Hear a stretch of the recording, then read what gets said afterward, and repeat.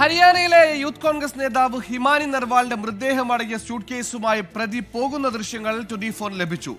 ആസൂത്രിതമായാണ് പ്രതി സച്ചിൻ കൊലപാതകം നടത്തിയതെന്ന നിഗമനത്തിലാണ് പോലീസ്.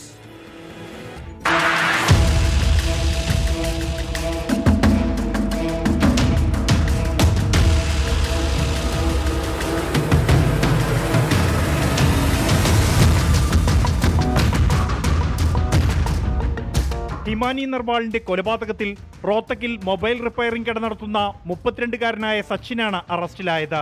പെട്ടെന്നുണ്ടായ വഴക്കാണ് കൊലപാതകത്തിൽ കലാശിച്ചതെന്നാണ് പ്രതി നൽകിയ മൊഴി.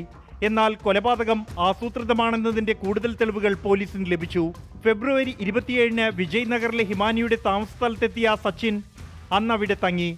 അടുത്ത ദിവസമാണ് മൊബൈൽ ചാർജറിന്റെ കേബിൾ ഉപയോഗിച്ച് ഹിമാനിയുടെ കഴുത്തിൽ മുറുക്കി കൊല നടത്തിയത്. കൊലപാതക ശേഷം ഹിമാനിയുടെ ആഭരണങ്ങളും മൊബൈൽ ഫോണും ലാപ്ടോപ്പും മോഷ്ടിച്ച പ്രതി ഹിമാനിയുടെ സ്കൂട്ടറിൽ ഇവ സ്വന്തം കടയിലേക്ക് മാറ്റി.